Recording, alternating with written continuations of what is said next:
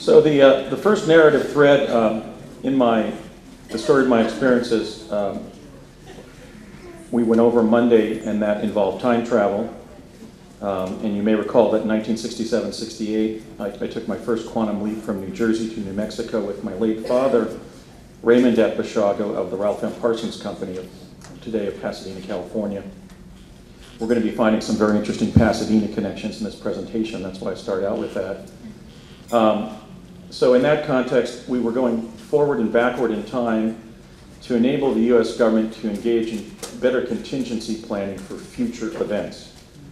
So we went forward in time, and I think the event that symbolizes that process was that we took the Stargate at Cerrillos, the Cerrillos Cultural Center in Cerrillos, New Mexico, to the year 2045, where I arrived in front of an intelligence community office building somewhere in the Southwest in the year 2045 to retrieve microfilm summaries of events occurring between 1972 and 2045 so that we could take them back and provide the U.S. government, if not the history of the future, a history of the future.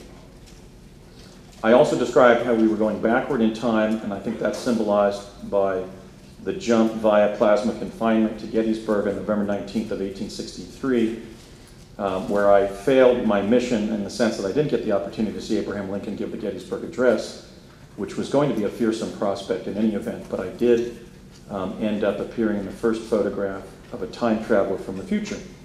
I have some kind of positive karma regarding photography, and maybe I can discuss that after my presentation. It's just very strange, but we're going to be looking at a lot of photographs tonight, so I mentioned that.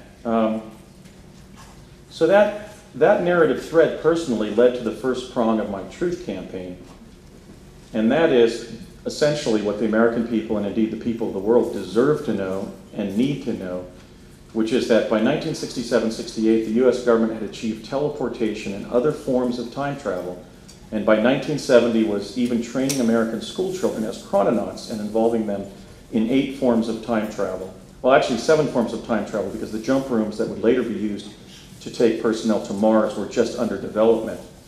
I didn't jump in the jump rooms as a child, but I did see them after they were developed, where, for example, they were jumping these rooms from the East Coast to New Mexico, and they would open up and, let's say, a book or something would be in it. So they're using it essentially for express mail purposes around that time.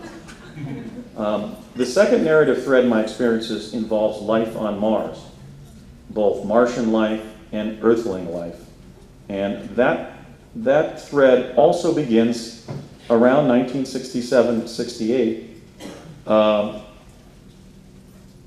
around the time that I first teleported to New Mexico with my late father. And we pick up that thread when my father comes home from work at Parsons in New York City, inebriated, and shares excerpts from my paper, The Discovery of Life on Mars, with our entire family. So to read The Discovery of Life on Mars, you can see the Annals of Mars at our Mars website, www.projectmars.net, online. We have a PDF there of the paper. And then if you become interested in this topic as a result of this discussion, I did a 7-hour interview with Jessica Schaub of Vancouver, BC, and that's posted on YouTube. It's called A Conversation with Andrew D. Bashago, and that's gotten about 1 million hits to date. So we're going to have to move that over to the paying YouTube option rather than the charitable one. But no, so that has essentially a breakout. I do believe in the digital age that the art of storytelling, not just fictional storytelling, but factual lectures, is going to flourish, because we now have basically unlimited bandwidth and unlimited memory storage, and somebody can narrate something for hours. In fact, I'm going to be doing a 24-hour time travel marathon on radio once we determine who the host is going to be. I'm going to probably select a young broadcaster, maybe Rob Simone, to see if he can survive the 24 hours with me. So I want to get that in the Guinness Book of World Records, the longest radio interview about time travel. The longest in duration of time. So this second narrative thread regarding life on Mars has led to the second prong of my truth campaign, which is that, again, what the people of this earth and certainly the United States, as some of the developers of this information, deserve to know, and that is that Mars has an indigenous ecology and civilization that includes several types of humanoids and many types of animals, and that the US government has been establishing a human presence on Mars by teleporting Americans there via jump room since before 1980. 1980 being the year that I was trained to go up there myself. So in this discussion, let me just outline the presentation. Basically, in the first part, I'm going to give the foreshadowings of going up to Mars, the 7 times in 40 years that the CIA communicated to me in some way about my later destiny involving presenting to the public the fact that Mars is inhabited. Then I have a second section I call Forays, where I'm going to talk about my Mars training in 1980 and my experiences visiting Mars in 1981 and 83. I'm then, in a third part, I'm going to go into my findings, which are some of the best forms of evidence of life on Mars from both my paper, The Discovery of Life on Mars, and then the 139 research monographs that we've now posted in the Annals of Mars at www.projectmars.net. The Discovery of Life on Mars was first published on 12/12/08 under the auspices of our esteemed colleague Alfred Ware at his website, www.exopolitics.com, and it's the first work to prove that Mars is an inhabited planet. I have in my files now more forms of evidence that Mars is inhabited than I can write up. I've got at least 100 solid finds that I did not include in this presentation that you're going to see today. They're sitting on actually on this PC here, in my documents, and I just haven't had the time to write them up into the kind of research monographs that you can find in the Annals of Mars at projectmars.net. So at this point, proof of life on Mars has become an embarrassment of riches for those of us who are working strenuously to make the case that Mars is inhabited. I can't bring people to the jump rooms that are operated to put people up there, nor can I rely on David Wilcock's claim that there are now 500 to 600,000 Americans up there, not only because I am not David Wilcock, but because we simply can't prove that. That's still going on in the classified research realm. So what we're trying to do is establish the case for life on Mars as a kind of a wedge to show that, wait a minute, the official discourse is that we haven't put humans up there, that Mars is uninhabited, that it's going to be a matter of somehow scrapping the space shuttle program and launching a Mars mission with the Russians, and that there's nothing of interest in the Mars data that the NASA rovers Spirit and Opportunity are sending back. So we're showing that there's life forms on Mars, and it basically takes down the entire NASA JPL PSYOP that's being run against the people of our planet. And then in the fourth part, I'm going to go into some of my favorite findings. I think some of the findings that the organization that Alfred and I founded, the Mars Anomaly Research Society, I think are historically significant, not just because they're some of the first forms of photography that's been made public that show life forms on Mars, but because some of them represent larger truths about the indigenous ecology and civilization of Mars. So I have 5 favorites that I'm going to be showing you toward the end. And then I'm going to, in the part 5, I'm going to just conclude with some final thoughts. So in the first part, foreshadowings, if again we could return to 1967, 68, I'm 6, 7 years old. My dad was certainly a solid citizen and an integrated human being. He was not an alcoholic, but he did occasionally imbibe, as many of us do. And he came home from work at the Ralph M. Parsons Company somewhat inebriated. He'd been drinking with some of his colleagues. And he gathered my family of 7 around in the living room, and he said, "Listen to what this guy has to write about life on Mars. It's hysterical." And what he began doing is reading a document that, as I've been able to reconstruct what was in the document, somebody had taken my paper, The Discovery of Life on Mars, which is, 41 pages single-spaced, and had excised the most fanciful and farcical descriptions in the paper, and not many at that, into a set of paragraphs almost like maybe a syndicated column by Art Buchwald or somebody would read, or a Mike Royko, giving a kind of a delusional or farcical sort of impression of somebody thinking that they knew what was on Mars. Now, I wrote the paper, if you see, in terms of the naming of some of the life forms and also some of the descriptions that you can find in the photographs. In places, I wrote the paper so that grade school children could identify with the process of discovering life on another planet. So that wasn't really my attitude or my tone in the paper. That was actually a device to make this kind of dense academic prose available to children. But sometime after my paper was time traveled from sometime after 2008 when we published it, when I wrote it, researched it originally, wrote it in Arial type font, which wasn't available in 1967-68. Bill Gates was only 13 at that time, right? And Microsoft didn't exist. Certainly MS Word didn't exist. But somebody had taken the paper after it was time traveled back to that time period, or before then, and had gone in and not bowdlerized or sanitized the document. They'd just taken out the silliest stuff to somehow apparently give my father the wrong impression about what would be in this written work.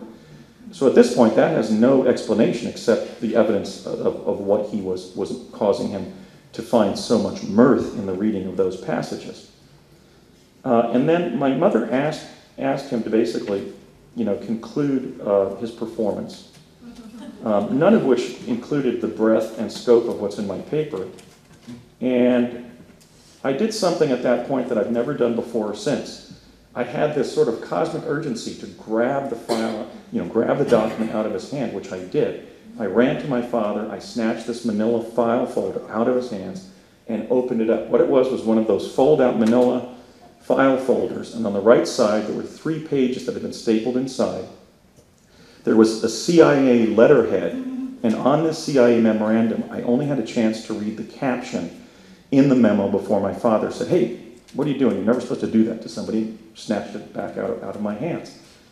And I know what it read, because at that point, I had just entered the learning lab and was beginning to photo read, so I quickly read, and it said, Andrew Bashago, The Discovery of Life on Mars, 2008. So that allows me to link up the silly content from my paper that had been sort of summarized in this 3-page report. This was clearly one of the CIA internal reports containing future intelligence that I described on Monday.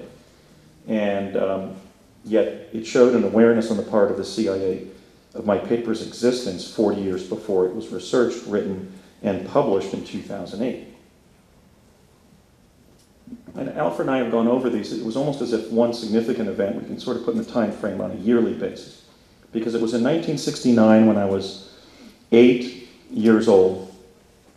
My father was giving me a crew cut up in this study on the upper level of the house. You may recall in those years, if you weren't yet going to a barber, your dad basically had one of those home hair cutting kits, and you sat there, at least for the boys, and had a crew cut as if you were being inducted into the Marine Corps or something. So he was giving me one of those crew cuts, maybe leaving a little bit up at the top. And he put the shaver down and he went over to a manila envelope that was sitting over on a chair with the red wax seal that had been broken, one of those little tie strings. He untied the tie string and he pulled out a single piece of paper. What was on the paper, not in this form, but in mimeograph, sort of more of a crude form, was this image here, which is my image from my paper, The Discovery of Life on Mars. This is a humanoid being that's found on Tsiolkovsky Ridge, which is west of the home plate plateau, as in the west valley of the Columbia Basin of the Gusev crater of Mars, as found in NASA image PIA 10214 or 10214. So here you see the head of the humanoid, his V-shaped back of his torso, his right armpit there, and right arm. He's wearing some kind of pants that are cinched up a little bit above the waist, as we would understand it. And then he's kneeling here in the dirt on our side of this rock here. And a lot of analysis of this image had suggested that this was just a break in the rock. It's not. It's a little guy. It's a humanoid there, and he's actually either just leaning over the rock or lifting a child over the rock, and there are other beings in a confined area behind the rock, as if there are children playing. So my dad showed me the image, the first image to show a humanoid being on another planet, that has been published on Earth. Of course, NASA photographed it, they put it on the internet, but then I used a technique that I derived to go into their image and capture a tiny detail and then magnify it. One of the reasons that these images are blurry is not because I'm delusional, because we have some crystal clear images of a number of the life forms, but because NASA is using an aperture setting that's in feet rather than inches. So I think that's rather unjust as taxpayers, that our government is using a 2-inch parameter to photograph our license plates or whatever's in our hand, when we're reading something on the surface of Earth, but they're not using a similar parameter to go and capture life forms on Mars. I think they should use the best available technology and bring these images, the original photographs, into sharper focus. So you get substantial blurriness or overpixelation when you then take an original photograph that's been photographed, let's say, at 10 by 10 cross sections, because just like a piece of fabric, when you stretch it out, there's space between the fabric and you get air, you get blank space. So I've been doing my best to try to manipulate color and light and some of the, as Alfred described, some of the methods actually of data distortion that NASA's been using on its own photographs to try to bring these into view. But trust me when I say that I've spent thousands of hours with these images, and they do show to a dispositive certainty that Mars is an inhabited planet. So my dad showed me this piece of paper with this basic image on it, not with the turquoise border, but just lifted out of the paper, I believe, or from some other source. I wondered if they're actually sending internet content back from the future. I mean, imagine if they have a protocol where they vacuum up every Wikipedia page and value-added content like that, and they're actually sending the internet flow back to 1968 in real time. I wouldn't discount it. It's possible, because they were opening up portals in time, space, and putting people through them when I was a little boy in the project, so presumably they can do that with digital information at this point. So my dad showed me this image and he said, "Look at this." And I said, "What is it?" And he said, "A Martian." And I said, "Really?" And he said, "Yeah, a Martian on Mars." And I said, "Wow, that's neat, Dan." And he said, "Guess who finds it?" And I said, "Who?" And he goes, "You do." And I said, "I do?" And he goes, "Yeah, you do." And I go, "How?" And he goes, "Oh, NASA puts a rover up onto the surface of Mars and sends back this image, and you go into the image, and sends back images, and you go into one of the images and find this being and publish it. It's the first photograph of another being on another planet ever published on Earth." And I said, "Really?" And he goes, "Yeah." So then he completed my haircut. Fortunately, my hair grew back, and then I lost half of it. Anthony, before you change the image, Sure. It looks like a face. The two bulges look like eyes, and then it comes down with a nose with two nostrils and the dark parts of the mouth underneath. Well, I don't share that interpretation. What we have here is a humanoid here from behind. I see that too, yeah. But Jermaine, to your point, there's a scallop or seashell-shaped rock here with an image that we would analogize to the face of the sun when the sun is personified as a human face, the face of a man. And then there's also the face of sort of a gray ET alien type face on a rock over here, but I've narrowed the perspective here just to focus on the humanoid being on Tsiolkovsky Ridge. I think that this may become the iconic image of life on Mars in the way that the face on Mars at Cydonia is the iconic image for the existence of evidence of ancient life on Mars.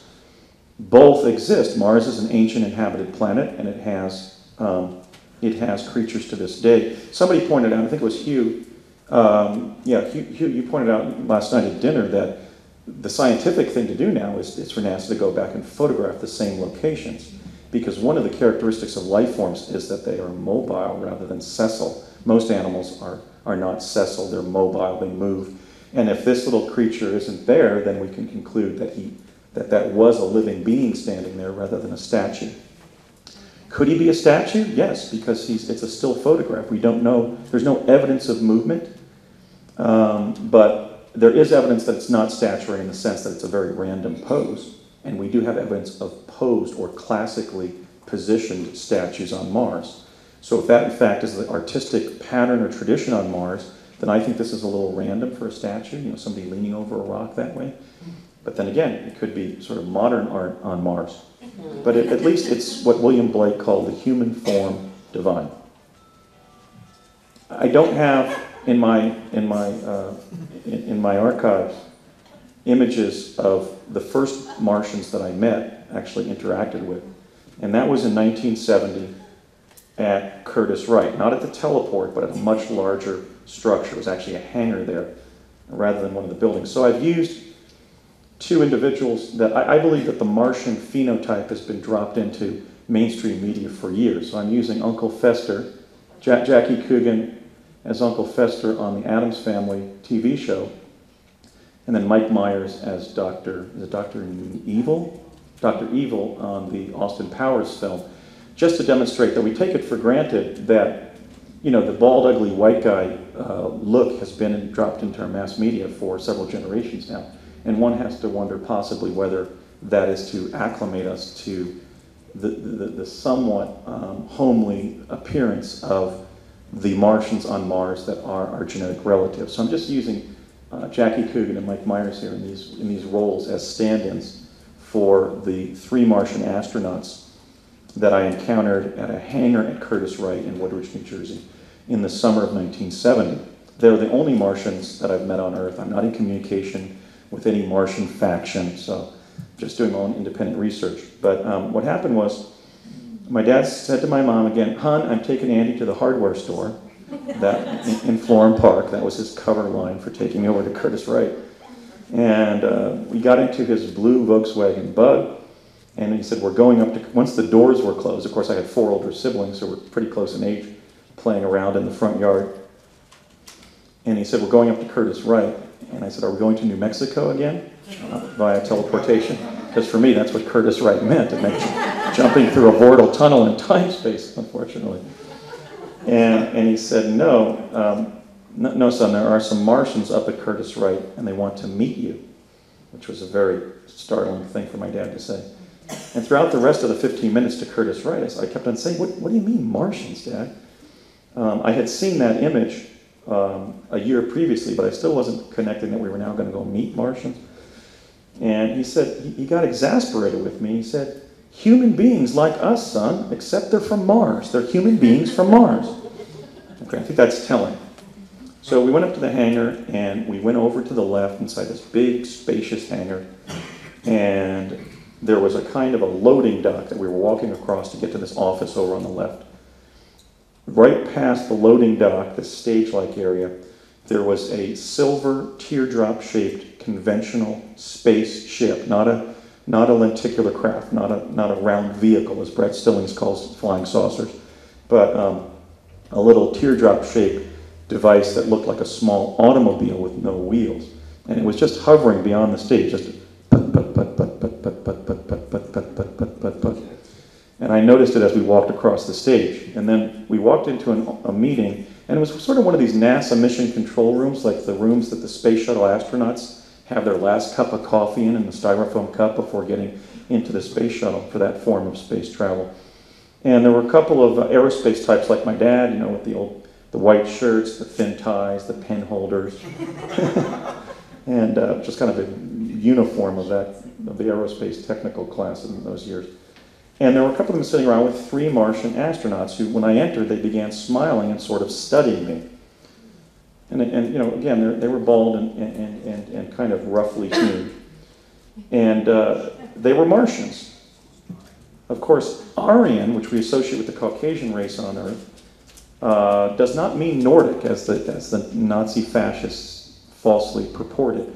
Aryan means Martian, and it links to the Martian genetic legacy of a vast group of people on Earth. Not only the Aryans that the American congressman and fringe scientist Ignatius L. Donnelly described in his book Atlantis, the Antediluvian World, as being the Celtic, the Germanic, the Slavic, the Greek, the Italic, the Persian, and the Indian, you know, Indic European or Caucasian race.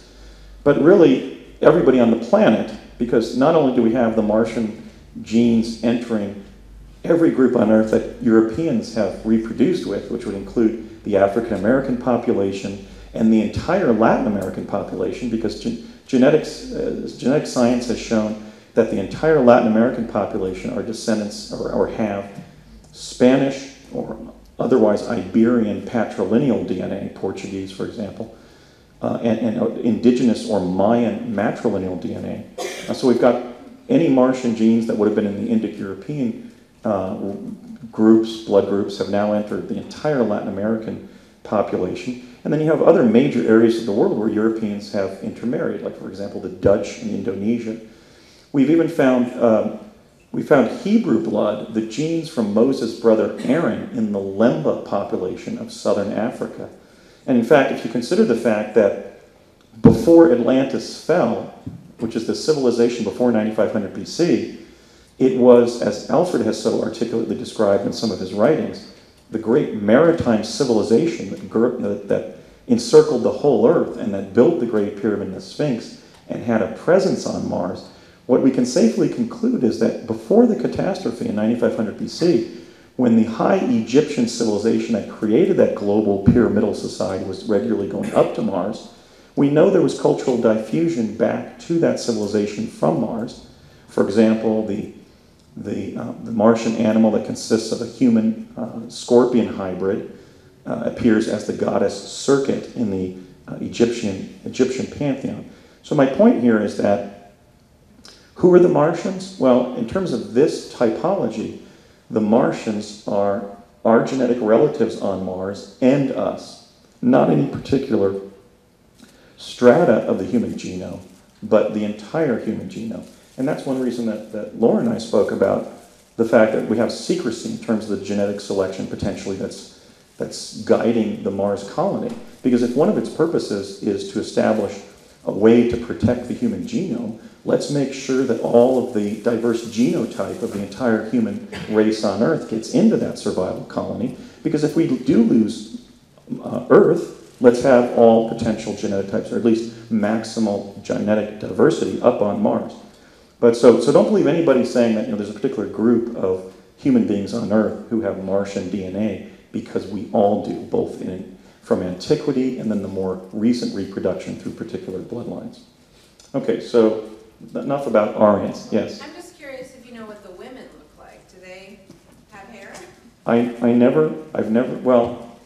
They have the same, there's the same general differentiation regarding height and a more thin, demure body type, and obviously secondary sexual characteristics like breasts and bellies indicating pregnancy that we'll look at one Martian in these photos. The problem is that particular Martian phenotype, or that individual, is not only pregnant, but is more of the gray ET type and has multiple appendages above her waist. So in answer to your question, I've never seen a female of that typology that's more closely genetically related to us. Ken? I caught in one of your radio interviews, I can't remember which one now, you commented in connection with that meeting, as they were walking back to the ship to depart, Right. You said they had some sort of a gate, or something. Yeah. I'm just about there in the interview. Let me go into that. Awesome. So imagine, they get up, they've been sort of smiling at me, and I think what happened was they said, the son of one of our project engineers ends up blowing the whistle on life on Mars. So they were aware that I had some kind of cultural destiny as the human who would let the Martian cat out of the bag in terms of life on Mars. So once they heard that, they had actually said, well, bring him over before we leave. But they were leaving. They were literally saying goodbye. Because shortly after my father and I arrived in that room there, they got up and walked past us down the steps to their ship. In other words, past the stage towards the ship. One taller than my father, about 6'2", and bald, kind of reminded me of Telly Savalas, the actor, walked past, and then the one that I mentioned who was shorter and had a fringe of brown hair and was a little bit more professorial looking, kind of looked like Larry of the Three Stooges. And then the one who again was a little bit taller. My dad was 6 feet tall. And the third one looked a little bit more handsome, sort of like a Patrick Stewart from Star Trek, but bald and kind of a ruggedly handsome face.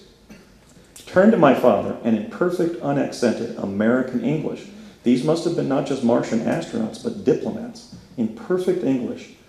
His voice a little high-pitched and nasal, while walking to his silver teardrop-shaped space plane, turned to my father, and this is almost a verbatim transcript of what I've been able to work with memory to get back at what he said. He said, "Well, Ray, it was a pleasure visiting your beautiful planet again, and a pleasure to see you again. Thank you for introducing us to your son, Andrew. I hope that we can meet with you next time that we come to Earth." Now, again, Alfred's doing such groundbreaking reporting in exopolitics. What this was a technical liaison mission between Martian astronauts and U.S. air technical personnel. My dad had worked on the ramjet, the B-70, which was going to be the atomic-equipped strategic bomber. And so here we have the two air technical classes of two planets meeting in New Jersey in 1970. And my father, who wasn't that gifted as a diplomat, he was an engineer and a mathematician, said, "Yes, that would be wonderful. Have a safe journey home." And they then got into their ship. I don't remember whether it was the bottom or the top. I think they got in the bottom and pulled themselves up. But their tiny little space plane, maybe about the size of a compact car, wasn't that big at all. Putted out of the hangar and out onto the tarmac there at Curtis Wright. And one of the aerospace engineers next to me said, "Now watch this, Andy." And the Martian craft went in a big circle and then accelerated on the straightaway and went from about 40 to what must have been 4,000 to 40,000 miles per hour in the flash of an eye. They just went and took off. It was astonishing. So I've described who they were. They were our genetic relatives on Mars who were already in liaison with at least our air technical personnel by 1970. I do also remember a few of the unusual things that my father said on the way home and later in terms of what he knew about the Martians. These are our relatives on Mars. He told me that it took 24 hours for them to get home. Now, if Mars is 1,000,000 miles away, that would be 40,000 miles per hour. So I'm going to have to check the figure. Of course, Mars is on an irregular orbit with Earth. So sometimes it's the planet nearest to us, and then it sort of drifts farther away. So we don't know precisely where Mars was when they returned to their planet. But they were going, obviously, at many times supersonic speed, which means that their human population was far in advance of our development of things like the Aurora in the 1990s in terms of achieving 4,000 to 7,000 miles per hour, because that craft left the tarmac at an astonishing rate. It was literally a blur in my eyes. The other thing that sort of astonishes me that my dad said, he said, I was given the opportunity to examine their arithmetic, their mathematics. And he said, I couldn't make sense of it. And I said, "Why, Dad?" And he said, "Because in their math, 2 + 2 = 5. And I made a mental note of that. It didn't make any sense then, but it makes sense now. I'll explain why. And the other thing he mentioned is that when they were taken into the woods around Curtis Wright, that are in Wood Ridge, New Jersey, surrounded by deciduous forest of New Jersey, there was an incident in which they found several leaves of different tree species clumped together on the floor of the woods. And my dad said that they stood there for a half hour and in their native language, not in English, analyzed the leaves for 30 minutes as if they were actually studying what this cluster of leaves meant about the ecology of Earth. So I thought, after I published my paper, I thought back on some of these early experiences with my father having contact with the Martians and then briefly myself. And I thought, well, the Martians took refuge underground because of the solar system catastrophe, because they lost their ionosphere and hence their protection on the surface from solar radiation, which causes far more than a sunburn. You'll develop skin cancer and blisters over time on the surface.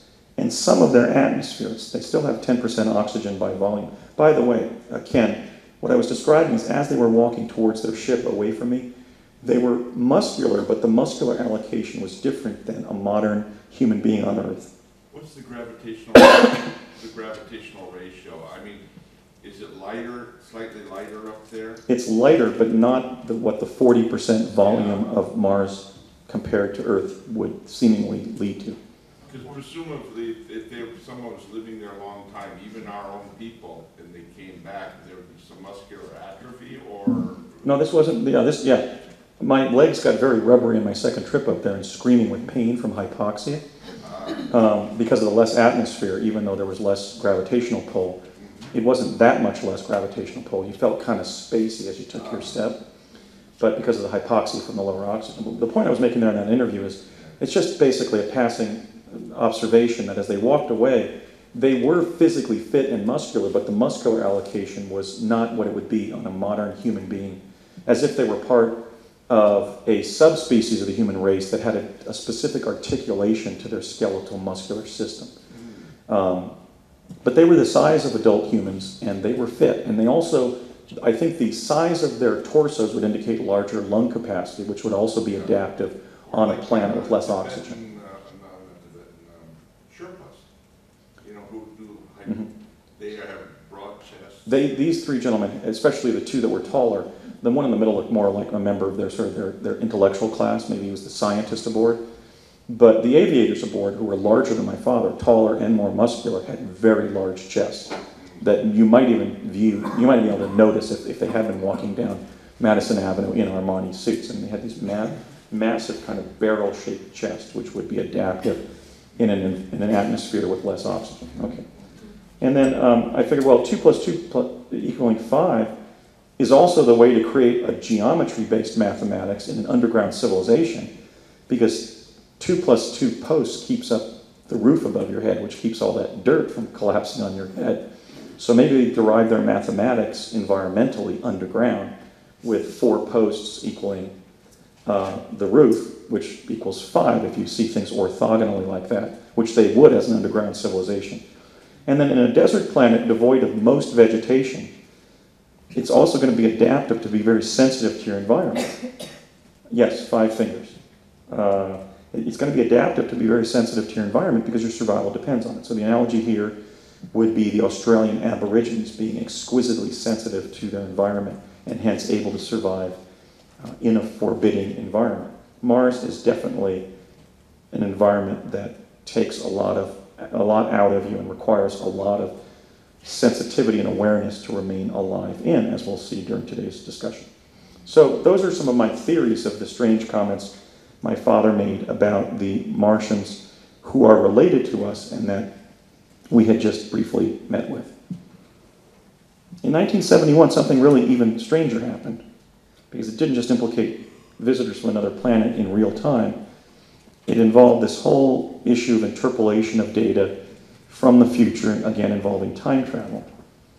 In fall of 1961, I had been permitted by my mother to go out trick-or-treating in late October when I already had a cold, and I developed a severe case of bronchitis later after I had done the November 5th, 1971 chronovisor jump from ITT Defense Communications to Washington, D.C.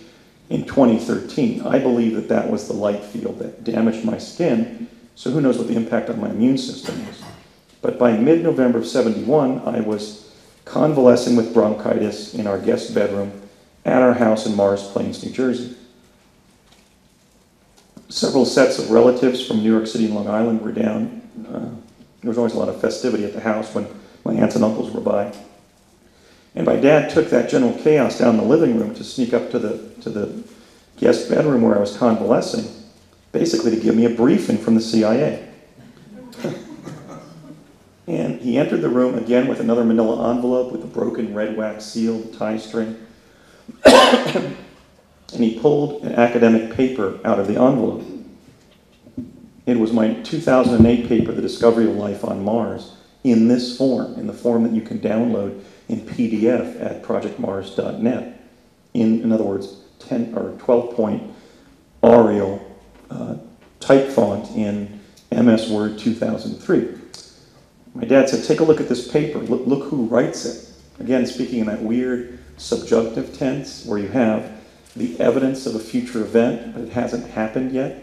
So you have to speak of it as something that you know is going to happen in the future. So he says, look who writes it.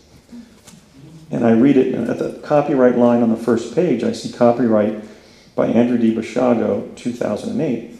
And then I said to my dad, I wonder why there's a D in it. Because in 1971, I was only 10, and I wouldn't be confirmed as a Roman Catholic and select the confirmation name Daniel until I was 13, and we'd moved to Los Angeles. So at this point, from the perspective of age 10 in New Jersey, there shouldn't have been a D in my copyright declaration or in my, I think there's in my byline up at the top of the paper. So he says, oh, you select Daniel as your confirmation name. And I said, oh, I see. And he says, look what year it's published. And I look at it and he says, what year? And I said, 2008. And he says, how old are you going to be in 2008, Andy? And I said, 47. And he kind of looked up at the ceiling and said, right, 47. And when you do write it, it's going to be an important work. And I said, why is that, Dad? And he said, because it's going to be recognized as the first written work to prove that Mars is an inhabited planet. And I said, it is? And he goes, yes. And then I looked at the paper, sort of studied the paper, and I said, wow. And he said, son, I'm going to leave for a few hours and give you some time to read this paper by yourself. I want you to read the text, study each of the photographs, read all of the captions, and try to relate the things said in the captions to the things shown in the images. And then he said, and this is a verbatim quote, he said, the purpose of this exercise is for you to read this paper and remember as much of it as possible, so that when you write it in 2008, it contains as much data about life on Mars as possible. Which is really kind of odd. I don't know whether to call this process quantum enfoldment or quantum enrichment, but the point that my dad was making is that if they let me read my paper in 1971, after they time traveled it back from 2008, it might optimize the chance that the event of the paper being published on this timeline would occur, because it would be burned into my unconscious, having read it as a 10-year-old in New Jersey, or if it was destined to happen in this timeline without variance, so that I would write it in the optimal way, so that the event would be optimized on this timeline. But that does set up the conundrum of, if they had time traveled the actual text back, how could you improve it by reading it at age 10 so that it was improved at age 47 when you researched it, wrote it, and published it under the auspices of the distinguished Alfred Weber? This bespeaks what they were doing with timelines. My dad was a Lehigh-educated, Bachelor of Science in electrical engineering, a brilliant mathematician. He would have readily seen through the superficial conundrum of letting you read your future work verbatim to write it verbatim. So I think the answer to him even saying that had to do something with multiple timelines. It was kind of like, we'll let you tune in this version in this timeline we're in, so that we maximize the chance that this paper will be written, and that when it is written, it has as much data in it as possible. So I think the analogy there maybe is to the briefing of the presidents. They're going to a young George W. Bush, a young Bill Clinton, a young Barack Obama, and saying, sit down, we have something disturbing to tell you. You're going to be president in 27 years. And they're saying it as a fait accompli, and they're going to behave as president, or perform as president, as best as they're going to be able to when they arrive at the presidency, but they're still briefing them to optimize their performance. Again, the same paradox of future event or performance or condition being interpolated back into the present so that it is optimized or aggravated in its significance in some way, which is a paradox. But nonetheless, that's what he said, and so presumably that's what they were doing. It was later in my experiences in Project Pegasus that I was in the La Hacienda restaurant in Albuquerque again. My father was at a project meeting that had gone long after lunch. It was about 2 o'clock, 3 o'clock in the afternoon. Connie Chavez was babysitting me, so we didn't dispense with ordinary cultural protocols here. I was time traveling for the Nixon administration, but my dad's former girlfriend was still babysitting me when I had to have some adult looking after me when my father, one of the team leaders from the project, wasn't there. So Connie's babysitting. My dad comes back to the restaurant, and he looked like he had been literally punched in the stomach. Hopefully, I'll soon have pictures for my storage of my dad, but he was a solid guy and did not really cave in emotionally very easily. But he literally looked like he had just been punched hard in the stomach. And he takes Connie over to a corner of the restaurant, and they're talking sort of heatedly. And I walked over there, and the only thing I heard of the conversation was Connie Chavez ask my father, is this before or after he finds all of those creatures up on Mars? So my dad hears that and sees that I'm within earshot of Connie, and he scowls at her. And because the process of revealing aspects of an individual's destiny was supposed to be more deliberate and considered than that. It wasn't just supposed to be an offhand process where a person started finding out they were going to be president, they were going to publish a paper about life on Mars, or win the the Olympic rowing championship or something or whatever. The process was supposed to be one in which they figured out what they wanted the person to know so that it had the greatest chance of happening. So my dad scowls at her, and I think that this incident permits the inference that probably what my father was told was that I was destined to go to Mars, because at that point in the program, all of the time travel we were doing was time travel on Earth to the past or future.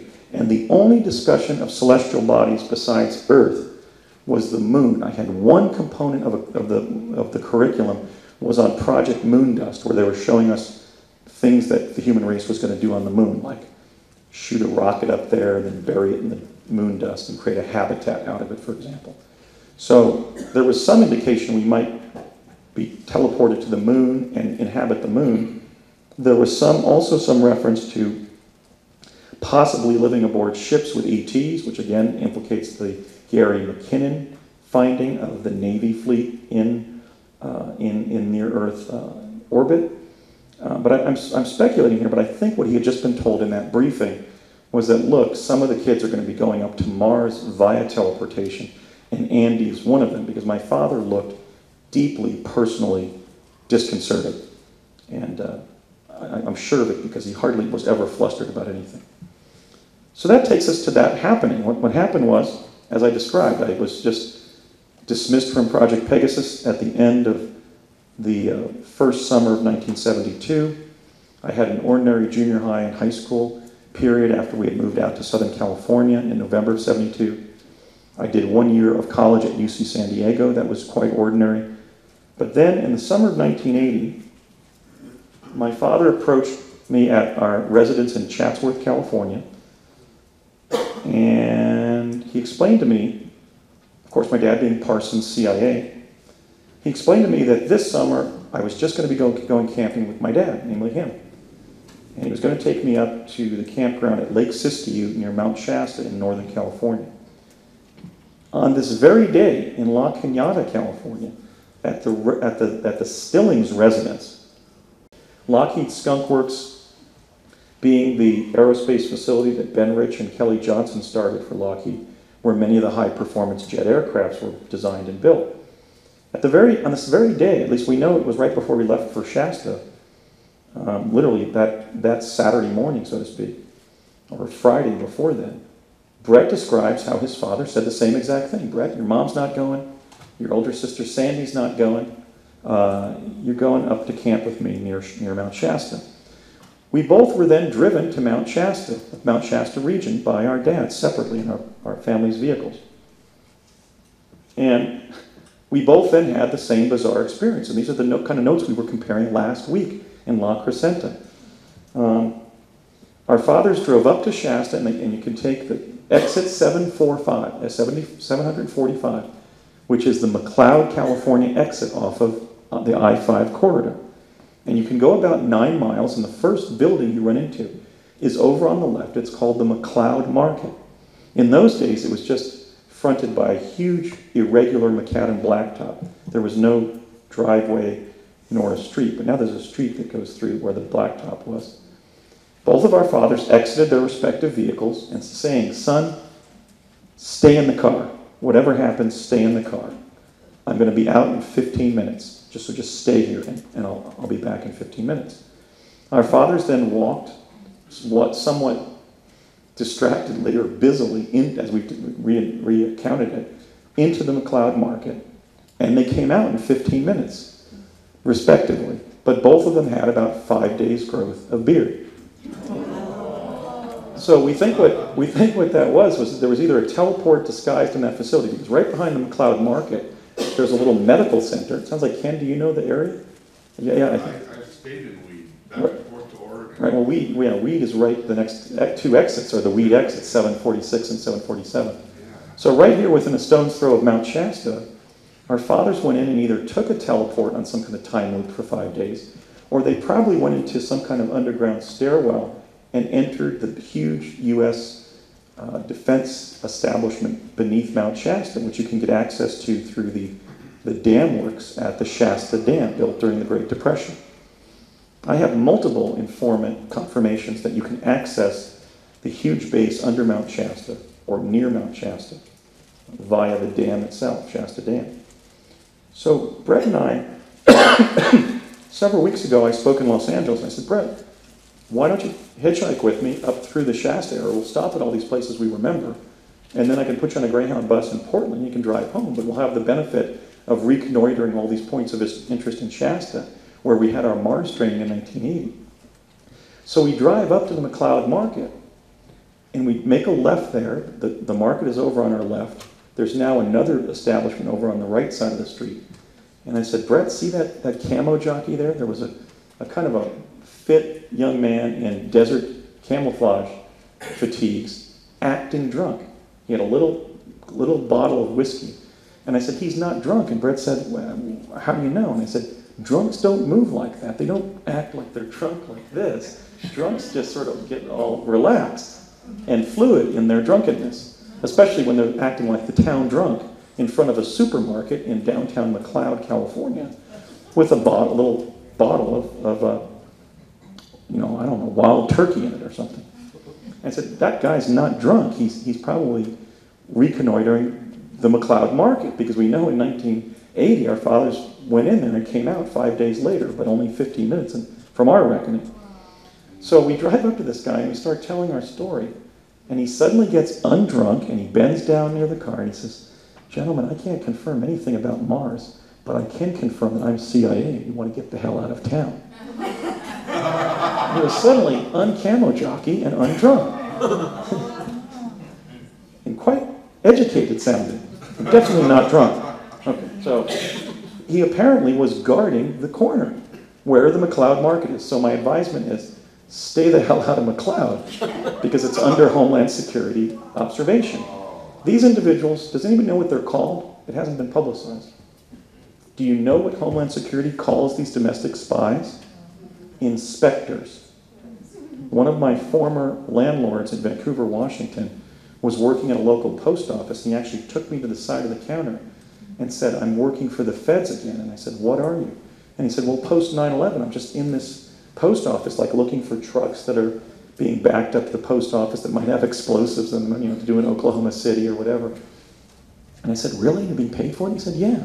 And I said, well, what are you called? And he said, I'm an inspector. And this guy was former military, worked for the phone company. He was my landlord for 4 years. Complete, solid citizen, not an alcoholic, not a drug addict, happily married, father of two.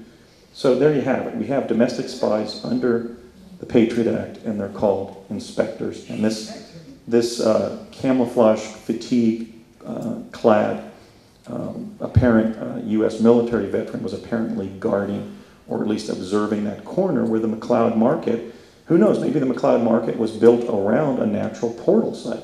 But the facts certainly set up a rebuttable presumption that there was a portal there, and there's still something significant there to the government. So after our fathers, I said, Dad, how did you grow, the 5 o'clock shadow like this? He said, son, I always let my beard grow out when we're camping.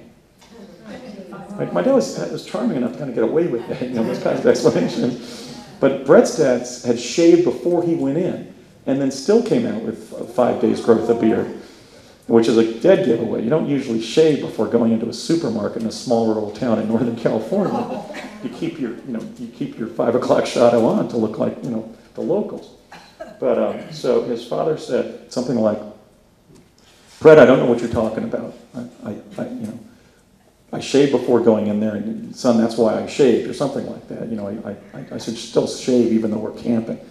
So anyway, they came up with superficial excuses, but they didn't overwhelm our memory that, in fact, they were gone for more than 15 minutes, because they were literally, like when the astronauts used to come back after 3 or 5 days in space. My dad had black hair in his youth and then white hair at a very young age, and he had a black beard, so there was no hiding it. He had been gone literally for days, but by my reckoning, for only 15 minutes. Then we're taken up by our dads, respectively, in our cars to the campground on the northern shore of either Lake Siskiyou or Lake Shastina. We think it was Lake Siskiyou. I think it's Siskiyou, right there. Were you north of Shasta? Well, McLeod. Weed is north. When you look at Shasta from Weed, you're looking from the northwest. Yeah, and Shasta City, Mount Shasta, the city of Mount Shasta. McLeod, you were at Lake But I mean the Siskiyou. mountain. Lake Shasta is further south by then. Yeah. Well, Lake Shasta is farther south, but we don't know whether we were at Lake Shastina or Siskiyou. But Lake Shastina's north, but Yeah. there's no campground. there was no campground there, so it was Lake Siskiyou then, right? Yes. Right, okay, so thank you, because we were trying to clarify that. So they take us to the campground on the northern shore of Lake Siskiyou, where when you're looking Right. south towards the lake, Shasta's right over on your left, right there. And Tom Stillings, they came a couple hours later, an hour later, and I said, Brett, this is how we corroborate facts in the truth movement.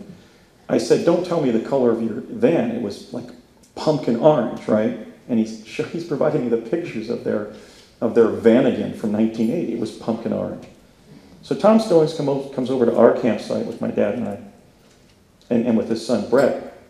I was 18, Brett was 13, and Tom Stillings, we both agree that Tom Stillings says something to the nature of, you may know me or you may not know me, but we work for the same company, which is, I guess, identifying himself as working for the company, which I don't think is the company of Jesus, the Jesuits, although maybe originally it was. It's the company, the Central Intelligence Agency. And as I described in my second appearance on Coast to Coast AM on November 11th of 2010, Tom Stillings had a piece of metal about larger than this pointer, about the size of a personal checkbook. And he said, look at this, Andy. He said, I'm not going to show it to you, Ray, because you work with this. And I didn't know my dad was still working on aerospace projects. I knew he had been on Pegasus, but I thought the plane stuff was all back in the 50s. So he says, watch this, Andy. This is called boundary layer material. And he takes that little piece of metal and drops it 3 inches off the ground, and it hovers. So the ability to levitate even large objects is dependent on the right metal. If it has a complete proton shell, you don't really get anti-gravity, you get what? Reverse gravity or negative gravity. It naturally repels. So for some reason, Tom Stillings showed that to both of us. I guess maybe just to whet our appetite for what was going to come, because around the campfire on Sunday night, right after, you know how you get in that dull, kind of spaced out feeling when you're camping? You're just totally relaxed and staring at the campfire. My dad started announcing to Brett and I that come Monday morning, we were going to be attending a 3-week training course up at the College of the Siskiyous about Mars. And when I said, why have you taken us to Shasta, Dad, for 3 weeks about Mars? He said, because some of you in the class are going to be going there. So it looks like what they decided to do was just acclimate Brett and I to Mount Shasta several summers beforehand, and then take us there again in that beautiful mountainous region with that beautiful mountain there. It's one of my favorite places on the earth. It's a phenomenal area. And just remind us how beautiful the earth is, but so that they would kind of smooth our transition in our realization that we were going to be going off planet. Because there was no need. They could have gone to a hotel, because ultimately we ended up staying in the dorms at the College of the Siskiyous and then at a local motel, but I'm getting ahead of myself. The instructor of our course come Monday morning was a young 30-year-old major in the U.S. Army who was then serving as a scientific and technical intelligence officer with the U.S. Army named Major Ed Dames. I had worked with Ed back in 1973. When I accessed 1973 from 1971, I did a lot of Montauk Chair stuff in one of the underground bases in New Mexico, the one that's under the Los Alamos Public High School. In fact, it's under the auxiliary or girls' gymnasium, basketball court, at the Los Alamos High School. And in that very facility, I worked with an even younger Ed Dames. I want to dwell on Ed. I think I may have mentioned during my first lecture. If Ed Dames can rise to the occasion, he can end the time travel and the Mars cover-up, not from the perspective of a child participant and adolescent experiencer, but from the perspective of a young adult who was involved directly with Project Pegasus and also training our personnel to be placed on the surface of Mars via jump room. He is deeply implicated, not just in all the admirable work that he's done in remote viewing, but in far more sensitive activities, and he's a major potential truth teller and whistleblower. He needs to be confronted, non-violently, but invited to come forward at risk of his life, because if I could come forward at 40, he can come forward at 60 or 65 and 70 and tell the American people the truth.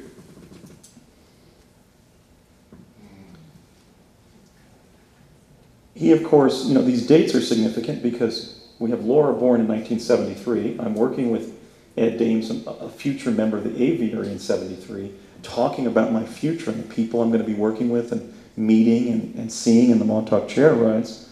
And then 1980, I think you said that it was at age 7 that you felt something had been put on you, that you began to be manipulated by the permanent secret government, as it were. That was two different things that I confronted one after the other, the two forces of control, one being the aviary and the other one being the other story.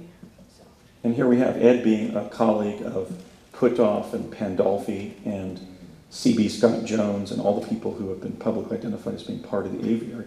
At least he was in that same league of military remote viewing pioneers who are still focusing on remote viewing to the exclusion of time travel and so forth, while secretly recruiting people to teleport to the Mars colony like yourself. So I think that 1973 and 1980 involvement of myself with Ed somehow may relate to the timing of Laura's story, and that didn't really occur to me until Laura's presentation yesterday. So anyway, what Ed was doing was simply giving us 3 weeks of information about Mars.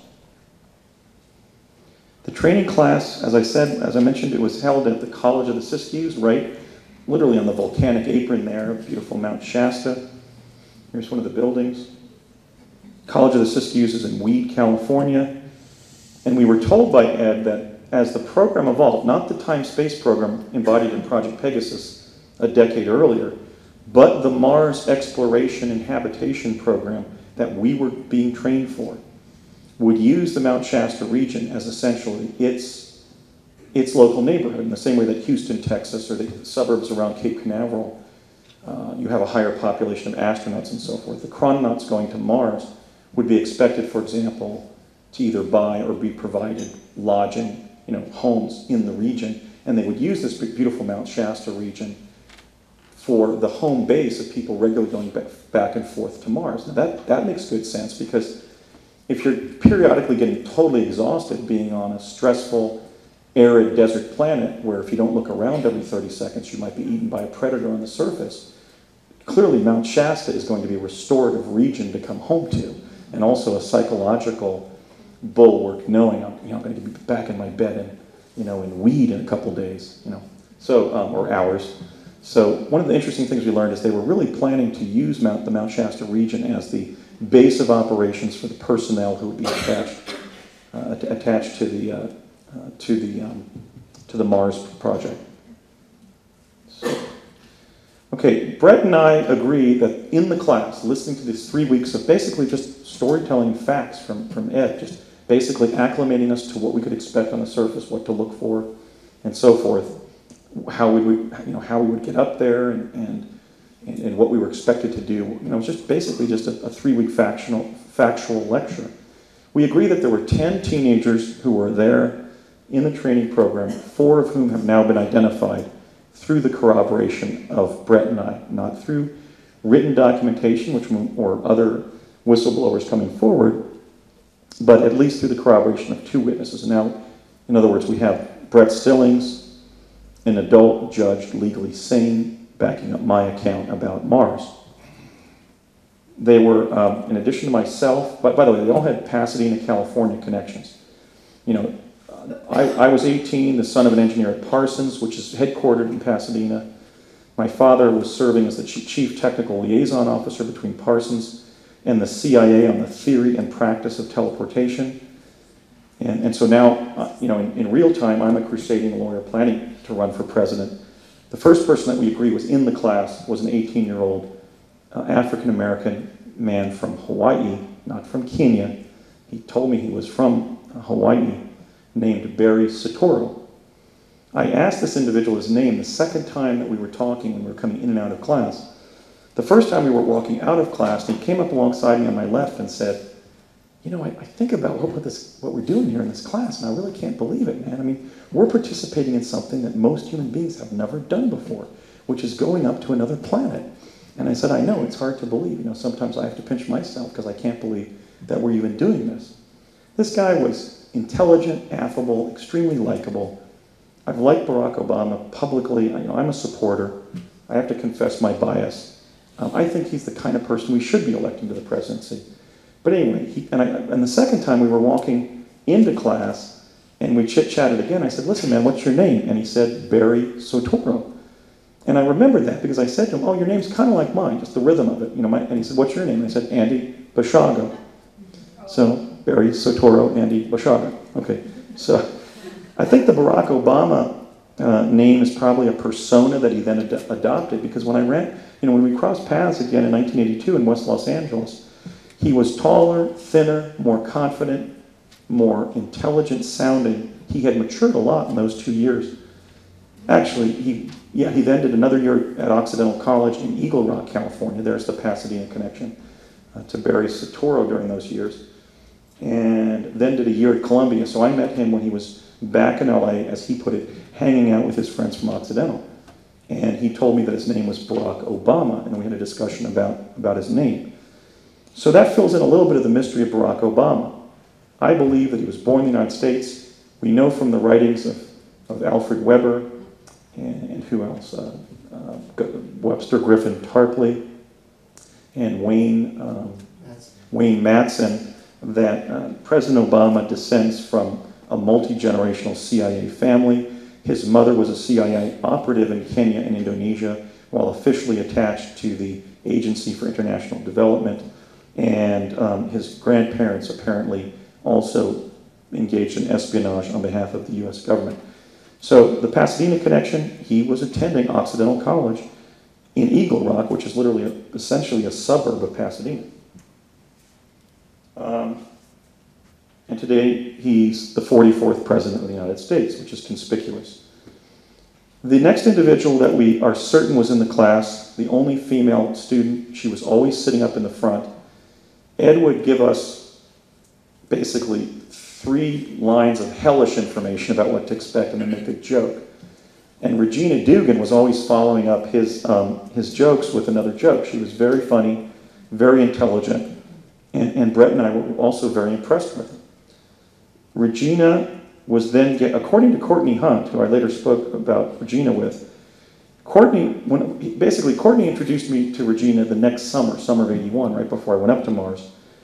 And he told me that she was getting her PhD in nuclear physics at Caltech in Pasadena. There's the Pasadena connection. But in her official biography, it states that she earned a PhD in mechanical engineering from Caltech. It also states that she will soon be granted a US patent in a new space launch application. And I'm wondering whether they're going to gift her the jump ring technology, because at some point somebody's going to have to be credited with inventing it. But she's now officially described, here I'm linking Regina to teleporting to Mars, and in her official Wikipedia entry, she's being given credit for inventing a space launch capability. That's pretty mighty work in science. She was absolutely brilliant, and I hope to someday consult with her about our experiences training for Mars. And we don't know whether Barack Obama and Regina Dugan went up there, but we do know that they were in our training course, the express purpose of which was to go up there, and that Brett and I went up there. So today she's the director of DARPA, the first female ever to serve in that post. What I find interesting about this photograph of Regina, also in front of the US flag, this is her official portrait when she became director of the Defense Advanced Research Projects Agency at age 48, which is also a phenomenal accomplishment. The colors in her scarf here are some of the distinctive colors of Mars. The rusty red surface of Mars, and then the white and turquoise stones that make up some of the iconography of the High Egyptian civilization, which I believe reached Egypt as a result of direct cultural diffusion from ancient Egypt's connection with ancient Mars.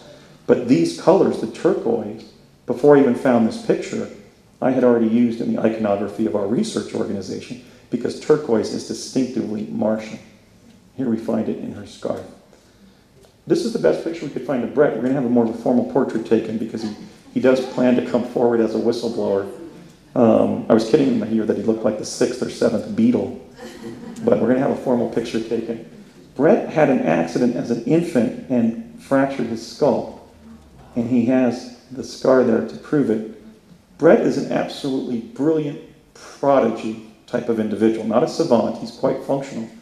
But among his other accomplishments, which would explain why they put him up on Mars, he, according to his mother, and Brett, his father died in 2007, Tom Stillings, but according to his mother, Gail, which I just spent 2 weeks staying with Brett and his mom, he was repairing television sets that were absolutely broken at age 7 without training.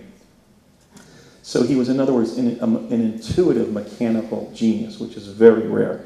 And that, I think, explains why they were training him and why he went up there at age 14 to 17. Brett's father was literally taking him after junior high over to the jump room I'm going to show you to go up to Mars, and he was up there on the surface with me. And I'll share with you some of the facts that we've now corroborated regarding things we said to each other and experiences that we shared up on the surface. So William Brett Stillings is in the official class of whistleblowers, and he's committed to come forward in that interview with Jaime Maussan that will take place in Los Angeles in August or September. Ken? You and Barry are both over 18 at the time. Yes, Barack Obama was born on August 4th of 1961, and I was born on September 18th of 1961. He's 45 days older than I, in the same way that, there were 44 years between Clinton and George W. Bush. Now there's 45 days between Obama and Bashago, but if I wait a term to run, I'm going to blow that synchronicity. But yes, Barry Obama was one of my... How old was Regina at the time? I think she was our same age because she was at Caltech, but she was certainly already academically advanced enough to be pursuing a PhD. She'd already earned a BS and an MS from Virginia Tech in physics. So we're talking about the Jodie Foster character in the movie. Brilliant. And very, very, very, very charming individual. And she's just a really talented human being. So Brett and I remember sort of not just the in-class time, but the social time with this group of peers. And I obviously have a great deal of fondness for them because after these utterly harrowing lectures by Ed Dames, we were treated first to the dorms and then halfway through the 3 weeks to a set of adjacent rooms at the Finlandia Motel off of exit 738 there in Mount Shasta. And Satoru, Obama, Bashago, Dugan, Stillings, and the other 6 teenagers, we would not really commiserate about what had just happened, but we would just sort of download to the day's lecture, and there was this, 2 or 3 hours of chatter as we were just unleashing the tension from that day's lesson plan. We'd be laughing about what Ed had said and just really trying to adjust to what he had told us that day in class. Oh, by the way, I should mention about Brett Stillings, born in 1966, so Brett's now 45. He is trying to independently develop a chronovisor. The chronovisor already existed, obviously, when I was on the project, but I do remember seeing the name William Stillings and a chronovisor drawing in the lesson plan that I had in Pegasus as a child. So one of our theories is that the ultimate provenance of the chronovisor may be partially attributed to Arnetti, Gemelli, and Fermi, or it may be taken back in time when Brett develops it, because one of his characteristics is, this is the kind of person, when you go to dinner with him, even to introduce him to somebody else, he looks at the person and says, oh, no, that you shouldn't be wearing that. And they'll say, why? Well, the metal in your pendant there, it's a rotor, not an oscillator. Okay, so he's basically still a prodigy, and he has this keen insight into chemistry and physics and metals and everything else.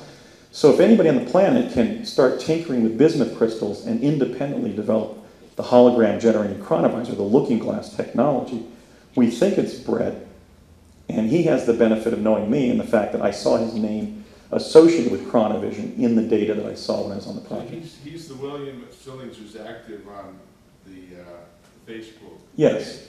Yeah. What? Yeah. He's what? Brett, He's the William Stillings on Facebook.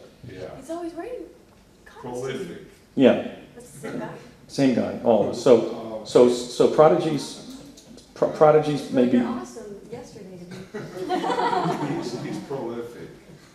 Yeah, he's been inspired by everybody who's come forward, including Michael Relf, myself, Arthur Neumann, yourself, and he wants to join the movement. So we've everybody was always saying 2 things about my investigation. One is there's stuff you haven't remembered, and what I hadn't remembered was the whole Mars connection. I remember the stuff from early childhood, but not the more recent stuff from late adolescence. And the other thing people were predicting is, you know that whistleblowers are going to come forward, and there, of course, was Laura and then Brett. So we now have 5 people as a result of going mainstream with the information. Any reason the name Williams being used? His name is William Brett Stillings, and he just goes by the nickname Brett. Yeah, so that's his given name. So one of the funny incidents that occurred in class that Brett and I also agree about is that we were sitting, usually I'd be sitting in front of my dad, Brett would be on my right, and Tom Stillings would be behind Brett, and often Barry Satora was sitting 1 or 2 desks in front of one of us, Brett or myself. On a particular day, he was sitting in front of Brett, and Ed Dames called an intermission in his lecture, and Regina went up to talk to him, and then Barry from Hawai'i. And Tom Stillings, who was an incredible joker and entertaining us all the time, leaned forward in the kind of little tea party between the 4 of us, my dad and myself and Brett and his father, and said, within earshot of my father and I, "So Brett, how do you feel about being in a class like this about going to Mars and there being a future president in the class?" And before Brett could answer, my father said, "2 presidents," and then looked over at me. And Brett and I think he was referring to me, but then again, Regina has reached the most powerful sub-agency of the Defense Department. She may be the other president that my dad was talking about. But Brett we think that he was referring to me. But the problem here is I'm now in a quantum paradox. If people ask me, "Andy, do you have information that you're going to be president?" I have to say yes, or I lie and disserve the stated ideals of my truth campaign. But if I tell the truth, I undermine my presidential campaign by acting like I know I'm going to win or something like that. So my position is, if we take what my father said while looking at me as if he was talking about me, and then Courtney Hunt's statements when I asked him later in life, "Courtney, am I going to reach the White House?" The 3 answers he gave me. When I first asked him, he said, "Yes, but I don't know how you get there." A couple weeks later, he said, "No, but you're on the scene." And then the 3rd time I asked him a couple months later, he said, "Have you been briefed about 2015? Okay, so we can draw our own conclusions. That's the data. I have never been sat down and said, "Andy, get your act together," whatever, because you're going to be president someday. We just have these things that let slip from 2 people in my informing environment, namely my father and my principal contact to the CIA in my early 20s, Courtney Hunt, when I began going up to Mars, that there's some kind of implication between me and the presidency. But I have not yet even adjusted to that fact, quite frankly, but we think he was referring to me. So I'm going to run anyway, whether I win or not. But anyway, so. Maybe you're going to get married to her and she's going to be president. That could be, because if my destiny was to be first husband, I think my dad wouldn't have told me. He was kind of old school. But I'll have to consult Dennis Thatcher about that if that's what happened.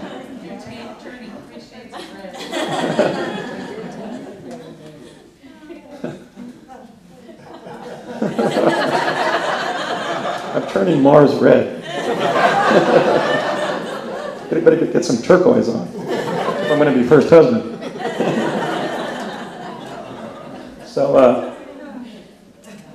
So I just did the anecdote about 2 presidents. But then again, let me also follow that up. On the way home from that meeting, Brett says that his father said, "Brett, what are the chances 2 presidents in the same class of 10 kids? Do you realize what that means, son? You must really have some future, and they know it. Look at the girl in the front of the room. She's absolutely brilliant." And so, in fact, going into that class, Tom Stillings of Lockheed CIA knew there was a president in the class. But my father knew there were 2 presidents in the class. But somebody else, one of the other fathers, may have known that there were 3 presidents in the class. In other words, because of the compartmentalization of intelligence data, we don't know whether my father's statement of 2 presidents being among those 10 kids was dispositive of how many future presidents were in the room. Maybe they all were, or maybe there were 3 or 4 more. And that bespeaks why did they throw us together in a Mars training course? I think it wasn't to foment leadership on Mars. I think it was because they used forward intelligence to identify people who would have stressful but significant destinies, and they basically acclimated us to stress and to bearing up by sending us to another planet. In other words, it may have been a psychological training exercise sending that cadre of young people to Mars as teenagers, not for what they would do on Mars, but for what they would do on Earth. So in fact, we don't know. My dad may have been less than fully informed of there only being 2 presidents in the room. However, the fact that there were, according to the CIA people, adult CIA people who were auditing the class, namely my dad and Brett's dad, there were stated purposes of the program that Ed Dame shared with us while never talking about the presidency on Earth or on Mars. In fact, after I became president of Mars, the Mars Anomaly Research Society, and Alfred became chairman, we've been getting letters from people saying, "Are you really the president of Mars? Why aren't you up there?" And we try to explain, it's an acronym, it's not the planet. I'm president of the group, not the planet. But Ed did tell us the 3 stated purposes of Project Mars, namely sending people up there via jump room. First was to help establish an extraterrestrial defense regime protecting Earth, presumably protecting Earth from potentially hostile visitors and from astronomical events that might jeopardize the structural integrity of our planet or our survival of the human race, human genome on Earth. The second was to create a basis for claiming U.S. territorial sovereignty over Mars, which Courtney Hunt told me of. Ed didn't really emphasize this. He made a passing reference to it. But Courtney Hunt later articulated to me that it meant they were keeping tabs on all of the American civilians they were sending up there so that they could later submit that list to the UN or whoever. Do you know who it would be, Alfred? Would it be the UN? I think it would probably violate the space treaties, right, for a particular country to claim a whole planet, like for us to claim Mars as the 51st state. But that's in fact what was discussed by Courtney. Yeah, that's probably why there are only 9 signatories to the Moon Treaty, because the Moon Treaty is the Moon Treaty that the terms of the Moon Treaty actually apply to all of the other planets. And the U.S. has not signed the Moon Treaty yet, so I think that's why the Moon Treaty is kind of stalled out, because the U.S. has territorial intent toward Mars. That's kind of my guess. Yeah, so we're not a signatory to the principal convention in which other planetary bodies would either, there would be no territorial claim, or they would be part of the common heritage of humankind. Yeah. And there wouldn't be a national territorial claim. And no one has ever been able to figure out why there are 125 signatories to the UN Outer Space Treaty, which is sort of a generalized treaty. And then when they came to the Moon Treaty, which would be like a piece of cake, it stopped.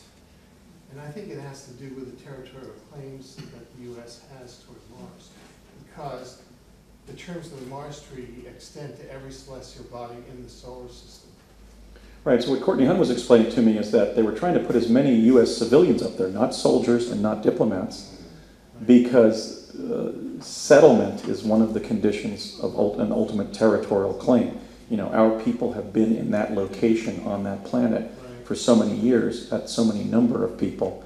So what they were doing was literally sending as many people as possible through the jump rooms and keeping tabs. Ken? And related to that, I've heard that China is using that precedent that you just mentioned of the U.S. not signing the Moon Treaty as their own leverage and excuse for their own agendas on Mars too, the Chinese. Right, and you know, we have this... That if America's not going to do it, they don't have to do it. Right, and we have this in public international law, which is, you know, disputes over claims of territorial sovereignty based on length of habitation.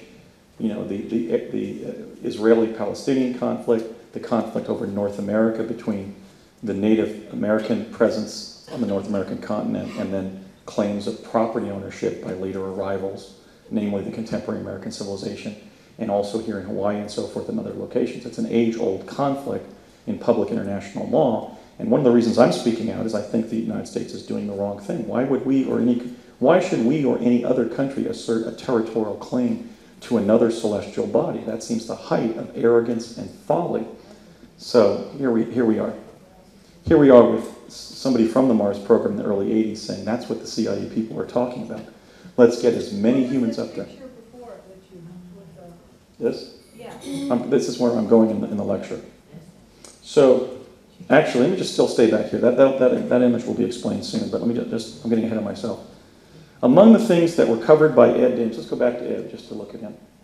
Among the things that were covered by Ed Dames in his lectures for 3 weeks were subjects like the history of the U.S. presence on Mars. This is a direct quote, a verbatim quote, given early in his lectures, right before he started talking about predation on the surface.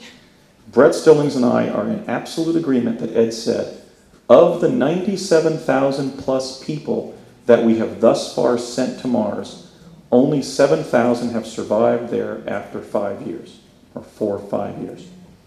So that establishes that at the time we were being trained, almost 100,000 Americans had already been jump room to Mars. So imagine that you're at the next baseball game that you attend back on the mainland, you're at Dodger Stadium or something, and you look at that crowd of tens of thousands of people. If it's an average sample, some of those people in attendance have been on Mars via jump room. Again, David Wilcock, the individual that I'm supposedly am, but I'm not, I'm obviously a different person. Our esteemed colleague, David, has stated that he believes that it's 550,000. And I was discussing this with Alfred again. If there were 100,000 who had visited in 1980, now, 30 years later, the colony would have grown into at least several 100,000, but it would still be constrained by the carrying capacity of both Mars and the colony. So I think that David Wilcock's estimate is quite accurate. It's a good ballpark figure. Jan. Real quick, why are you supposedly David Wilcock? Just explain that little. Why am I what? You just said something about David Wilcock. Oh, it's long been alleged that we're the same person. That's just a pernicious urban legend. I thought I would address it again to knock it down. Right now, right? We're not alter egos of each other, although I think Chris Gaines is the alter ego of Garth Brooks. But David Wilcock, I'm pretty sure, but David Wilcock and I are not. I just wanted to address that so I could knock it down. Ken? Okay, so you gave the impression during the meeting with the Martians as having a diplomatic status or presence and intelligence. And now it brings into question how they are tolerating us or receiving us or treating us, or even accepting that we have territorial. Well, they're advanced. I mean, they're the vestige of the presence of the High Egyptian, that great maritime civilization that built the Great Pyramid and the Sphinx. On Mars, under Mars, they had more advanced space planes by 1970. It has to be antagonistic to their interests. And that bespeaks the danger of asserting territorial hegemony over another planet is you may come into open conflict with the advanced humanoids with weaponry and spacecraft and so forth on that planet. Yes, Star. What kinds of interactions did you have or people on the base have with the native population humanoids on Mars? Like, Well, I'll describe that, but well, I'm going to have to get ahead in my lecture to address that. But we weren't going up there and consulting them. We were among ourselves, our other Earthling associates, when we were on the surface. We weren't received there in the way that cadre of Martian astronauts had been consulting with my dad. Yes, The astronauts Michael. that you met on Earth, were they indigenous? To Mars? The ones that you met At Curtis Wright in 1970? They were Martian astronauts, by which I mean human beings from the indigenous Martian population. They weren't American astronauts who were deployed on Mars. They were, hence the slightly different appearance. there was some cooperation across the culture. Well, there was clearly actual technical consultation going on there. And let me just actually address another data point. I may have mentioned it in my first lecture on Monday, and that is that Rose McMillan, one of my law clients in Vancouver, Washington, now in her 80s, former private secretary to Howard Hughes, had that incident where Howard Hughes, at Hughes Aircraft, put those parts on her desk and said, Rose, several humans from outer space are going to be coming to your desk today. Give them these parts. So here you have literally the progenitor of Hughes Aircraft, the owner and operator of the jump room technology or building that I'm going to show you next, literally in liaison, Howard Hughes in technical liaison with an off-planet culture. I don't know if it was the Martian one, but it was an off-planet culture. Ken? Or we could be having a quid pro quo. I mean, the